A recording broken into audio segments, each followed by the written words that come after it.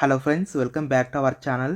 Friends, ఆరోగ్య శాఖలో పనిచేయడానికి కేవలం 10th క్లాస్ క్వాలిఫికేషన్తో అప్లై చేసుకునే విధంగా మల్టీ టాస్కింగ్ స్టాఫ్ మరియు అసిస్టెంట్ అనే జాబ్స్ కోసం నోటిఫికేషన్ రిలీజ్ అయింది.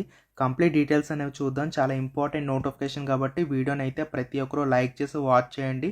వీలైతే మీ ఫ్రెండ్స్కి కూడా షేర్ చేయండి, వాళ్ళకు కూడా హెల్ప్ అవుతుంది.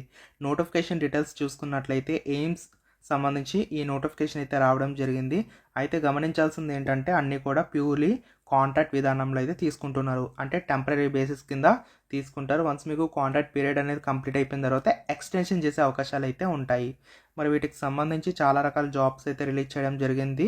ఇందులో చూసుకోవచ్చు. ఇందులో ఎటువంటి ఎక్స్పీరియన్స్ లేకుండా కూడా చాలా వరకు జాబ్స్ అయితే ఉన్నాయి. కాబట్టి ఎక్స్పీరియన్స్ లేని జాబ్స్కి కానీ, ఒకవేళ మీకు ఎక్స్పీరియన్స్ ఉన్నట్లయితే ఎక్స్పీరియన్స్ ఉన్న జాబ్స్కి కానీ దేనికైనా అప్లై చేసుకోవచ్చు. వేకెన్సీస్ అయితే పర్వాలేదు, బాగానే ఉన్నాయి.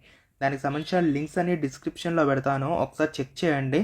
మీకు ఒకవేళ క్వాలిఫికేషన్స్ ఉంటే వాటికి అప్లై చేసుకోవచ్చు. ఇందులో చాలా రకాల జాబ్స్ ఉన్నాయి కాబట్టి అన్నిటి గురించి మనం అయితే డిస్కస్ చేయలేము. ఇందులో మెయిన్గా చాలామంది అడుగుతుంది ఏంటంటే మనకు డిఈఓ జాబ్స్, ఎంటీఎస్ జాబ్స్ అయితే అడుగుతూ ఉంటారు కాబట్టి వారి గురించి ఒకసారి చూద్దాము. సో మనకి మల్టీ టాస్కింగ్ స్టాఫ్ సంబంధించి 10 వేకెన్సీస్ అయితే ఉన్నాయి. 10th క్లాస్ క్వాలిఫికేషన్ ఉంటే చాలు, ఐటీఐ నీడ్ లేదు, 10th ఉంటే చాలు. ఓకే, 10th క్లాస్ క్వాలిఫికేషన్తో మల్టీ టాస్కింగ్ స్టాఫ్ జాబ్స్కి అప్లై చేసుకోండి. Data entry operator jobs 5 vacancies అయితే ఉన్నాయి. మినిమం గ్రాడ్యుయేషన్ కంప్లీట్ చేసిన వాళ్ళందరూ కూడా అప్లై చేయొచ్చు అనమాట.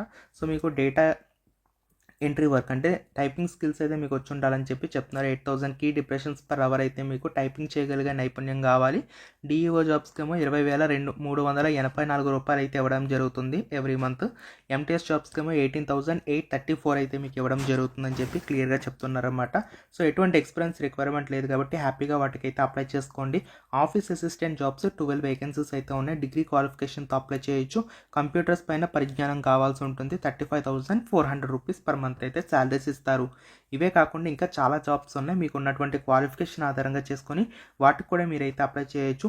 10+2 క్వాలిఫికేషన్తో ఉన్నాయి. 10th లెవెల్లో జాబ్స్ ఉన్నాయి, డిగ్రీ లెవెల్లో జాబ్స్ ఉన్నాయి, డిప్లొమా లెవెల్లో జాబ్స్ ఉన్నాయి, బీ ఫార్మసీ జాబ్స్ ఉన్నాయి, ఇంకా చాలా జాబ్స్ ఉన్నాయి. మీకున్న క్వాలిఫికేషన్ ఆధారంగా వాటికి కూడా అప్లై చేసుకోవచ్చు. మంచి శాలరీస్ వాటికి కూడా ఉన్నాయన్నమాట. ఓకేనా. సెలక్షన్ ఎలా ఉంటుందంటే కనుక మీకు ఇంటర్వ్యూ, అసెస్మెంట్, స్కిల్ టెస్ట్ ఆధారంగానే జాబ్ సెలక్షన్ అయితే ఉంటుందని చెప్పి క్లియర్గా అయితే మెన్షన్ చేస్తున్నారు. ఇక్కడ మీరు చూడొచ్చు. సో దీనికి సంబంధించి మీకు చూడండి, ఈమెయిల్ ద్వారా కానీ ఫోన్ కాల్ ద్వారా కానీ మీకు రిక్రూట్మెంట్ డీటెయిల్స్ అని కూడా షేర్ చేస్తామని చెప్పి మెన్షన్ అయితే చేస్తున్నారు. సో దీనికి సంబంధించి ఇక్కడ మనకు ఫీజు చూసుకుంటే SC/ST ఫిజికల్లీ హ్యాండిక్యాప్డ్ వాళ్ళకి నో ఫీ, ఫ్రీగా అప్లై చేయొచ్చు. మిగతా వాళ్ళందరికీ 295 రూపీస్ మాత్రమే ఫీ అయితే ఉంటుంది. ఓకేనా. దీనికి సంబంధించిన అప్లికేషన్స్ అనేవి స్పీడ్ పోస్ట్ లేదా రిజిస్టర్ పోస్ట్ ద్వారా పంపించవచ్చు అని చెప్పి క్లియర్గా అయితే మెన్షన్ చేస్తున్నారు.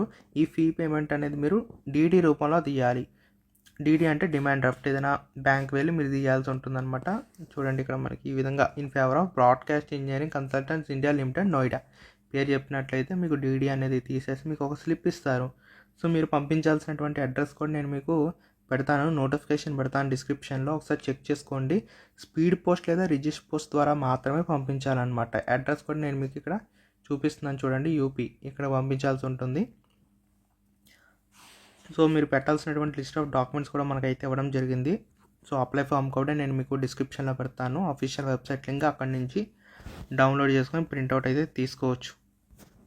దీనికి అప్లికేషన్స్ అనేవి పెట్టుకోవడానికి లాస్ట్ డేట్ February 18 ఈవినింగ్ 6 వరకు టైం ఉంది. అఫీషియల్ వెబ్సైట్ అయితే ఇది, ఒకసారి చెక్ చేయండి.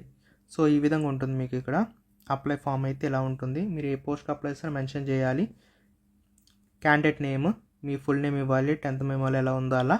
తర్వాత ఫాదర్ నేమ్ ఇవ్వండి, date of birth, Aadhaar details, అలాగే రిమైనింగ్ డీటెయిల్స్ ఏవైతే అడుగుతున్నారో ఆ డీటెయిల్స్ అన్నీ మెన్షన్ చేసేసి మీరు పెట్టాల్సినటువంటి సెల్ఫ్ అటెస్టెడ్ కాపీస్ ఏంటి అని చెప్పేసి ఇచ్చారు, ఇవన్నీ కూడా పెట్టేసేయండి. ఇవన్నీ పెట్టేసి ఇచ్చిన అడ్రస్ ఏదైతే ఉంటుందో అక్కడికి February 18కి రీచ్ అయ్యే విధంగా మీరు షేర్ చేస్తే సరిపోతుందన్నమాట. నేను డిస్క్రిప్షన్లో పెడతానండి ఈ లింక్స్ అన్నీ కూడా, ఒకసారి చెక్అవుట్ చేయండి. మీకు ఒకవేళ అర్హతలు ఉన్నట్లయితే ఖచ్చితంగా అప్లై చేసుకోండి గైస్. Thank you.